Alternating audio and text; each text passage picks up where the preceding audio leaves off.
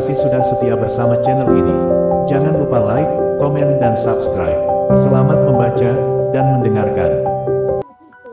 Bab 451. San dan yang lainnya masih minum-minum di luar.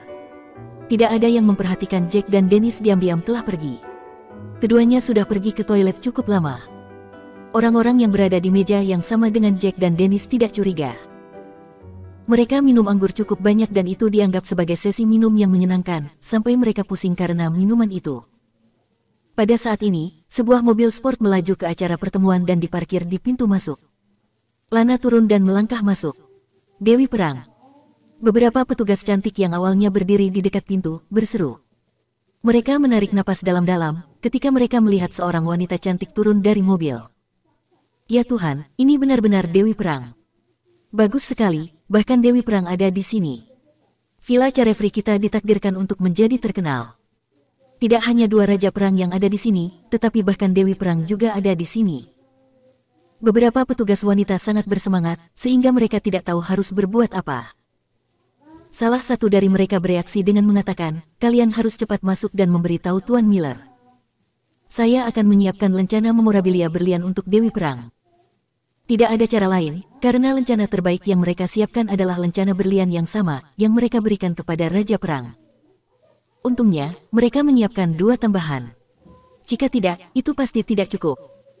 Para petugas wanita itu dengan cepat berlari ke dalam, dan yang lain berjalan menuju Lana dengan lencana di tangannya. Apa yang tuanku lakukan? Mengapa dia tidak memberitahuku sebelumnya, dia akan datang untuk bergabung dengan pertemuan veteran. Jika aku tahu bahwa dia akan datang, aku akan menghadirinya juga. Lana tidak bisa menahan diri untuk tidak mengerutkan bibirnya, karena dia tidak senang. Meskipun Dennis memberitahu dia sebelumnya, dia selalu tidak menyukai kegiatan seperti ini. Selain itu, dia tidak terlalu menyukai Magnus Sutherland.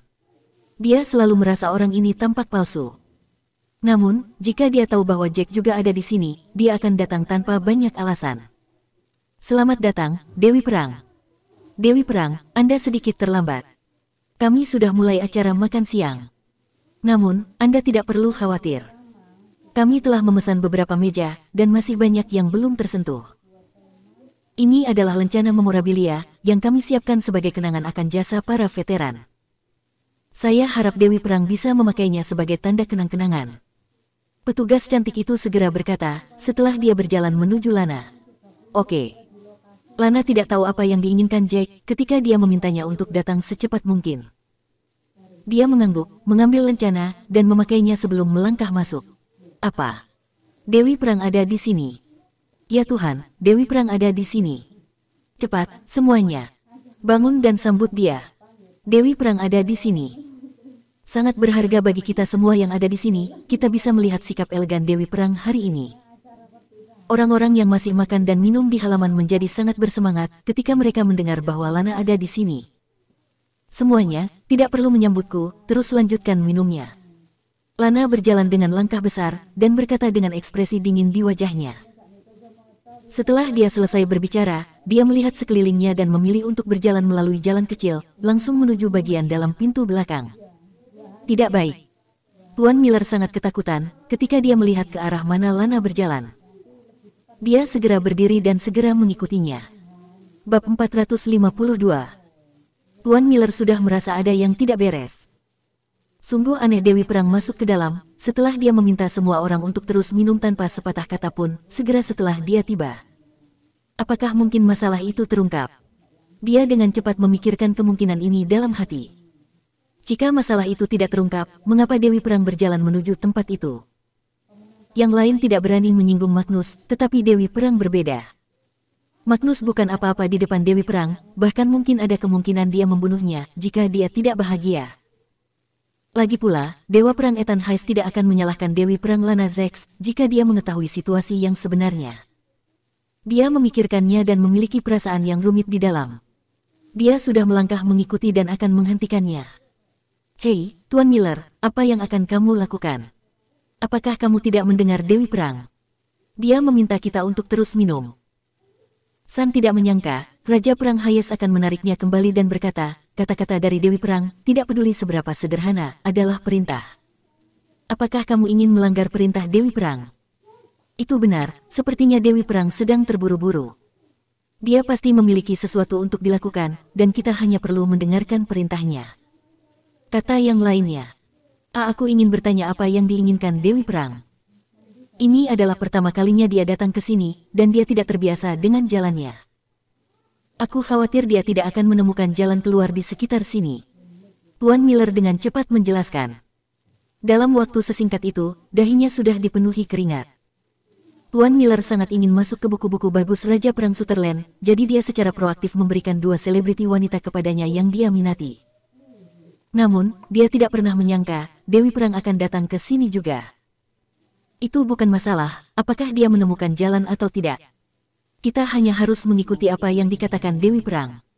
Queen tertawa. Meskipun aku juga penasaran dengan apa yang dia lakukan, aku tidak berani mengikutinya. Siapa kamu yang berani untuk mengikutinya? Ya, Anda benar. Aku hanya cemas, oke. Terima kasih, Raja Perang Hayes, untuk pengingatmu. Ayo semuanya, mari kita lanjutkan minum. Tuan Miller tersenyum malu. Dia menyeka keringat dingin sebelum melanjutkan minum dengan yang lain. Namun, anggur saat ini tidak berasa ketika dia meminumnya, karena dia sangat ketakutan dalam hati. Jack, kakak. Lana tidak bisa menahan diri untuk tidak berteriak ketika dia sampai di belakang halaman.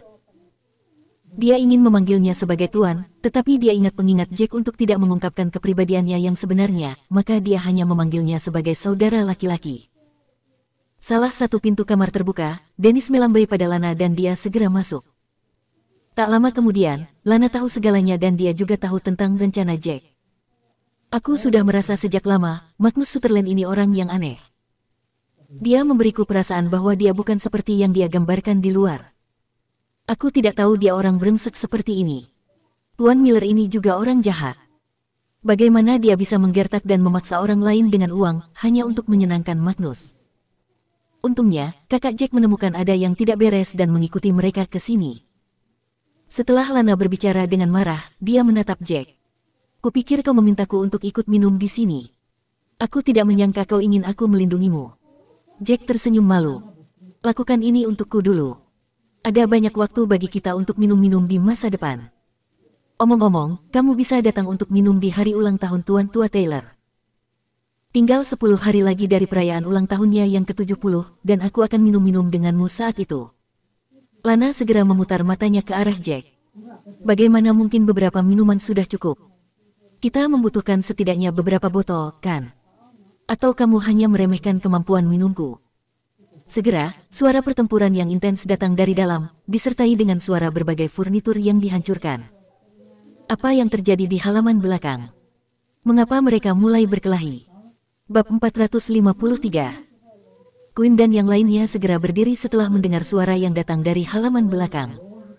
Ini sudah berakhir. San menarik napas dalam-dalam. Mereka mulai berkelahi. Raja Perang dan Dewi Perang sudah mulai bertarung. Raja Perang jelas bukan lawannya. Dia bisa selesai jika masalah ini terungkap. Dia awalnya mengira akan menjadi kartu yang bagus. Dia tidak tahu bagaimana dia memainkannya dengan salah. Pada saat ini, Jack dan Dennis berlari keluar ruangan dan pertarungan segera berhenti. Segera, semua orang melihat Lana berjalan keluar ruangan, menarik tubuh Magnus keluar dengan satu tangan. 2 selebriti yang sangat tidak berdaya mengikuti di belakang dan itu adalah Blake dan Tiana, yang baru saja tampil untuk mereka.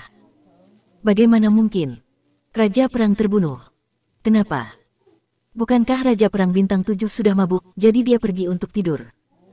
Kenapa dia dibunuh oleh Dewi Perang? Lihatlah ketidakberdayaan di wajah kedua selebriti itu. Blake memiliki sidik jari di wajahnya dan ada darah di sudut mulutnya. Mungkinkah?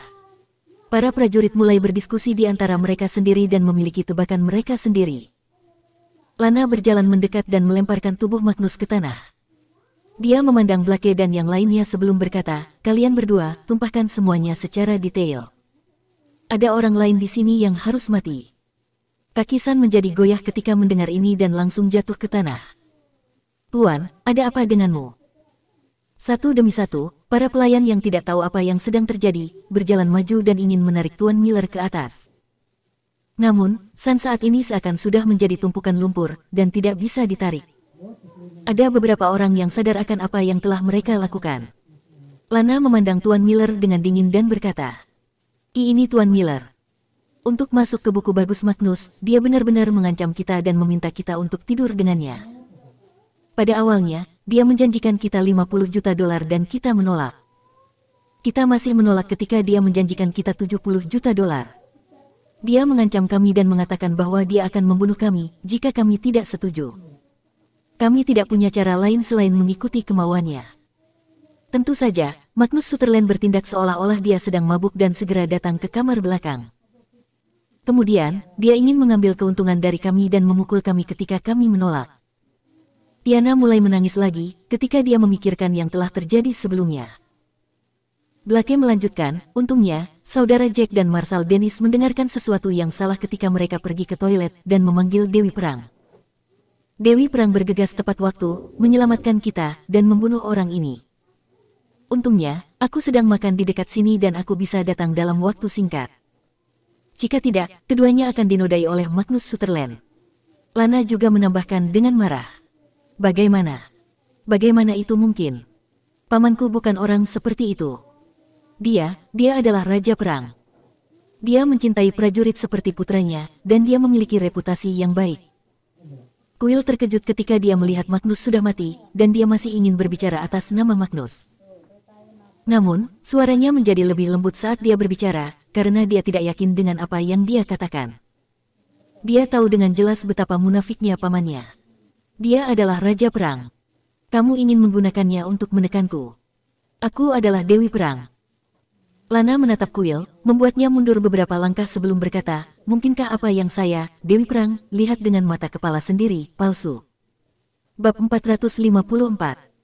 Wajah Quill menjadi pucat ketika dia mendengar ini. Ya, dia sering membuat orang lain ketakutan ketika dia mengatakan bahwa Raja Perang adalah pamannya, saudara baptis ayahnya. Namun, wanita cantik dengan sosok elegan di depannya adalah Dewi Perang, eksistensi yang lebih kuat dibandingkan dengan pamannya. Itu tidak benar. Tuan Miller, yang lumpuh di tanah, dengan cepat mengingat sesuatu.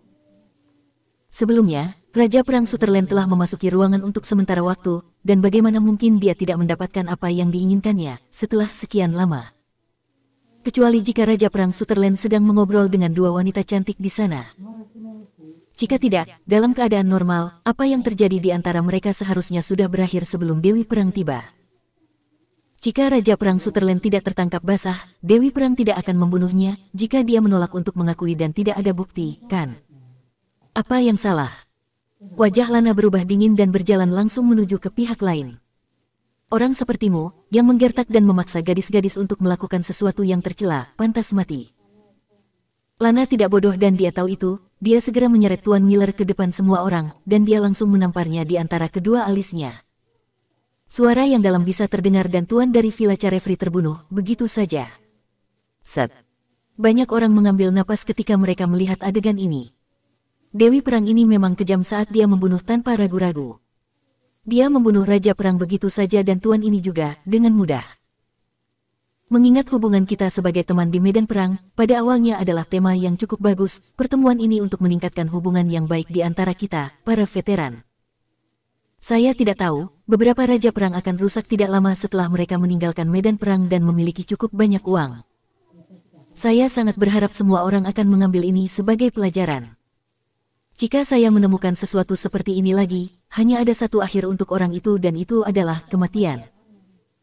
Hari ini, terima kasih kepada Jack dan Marshal Dennis, karena segera memberitahu saya setelah mereka mendengar ada sesuatu yang salah.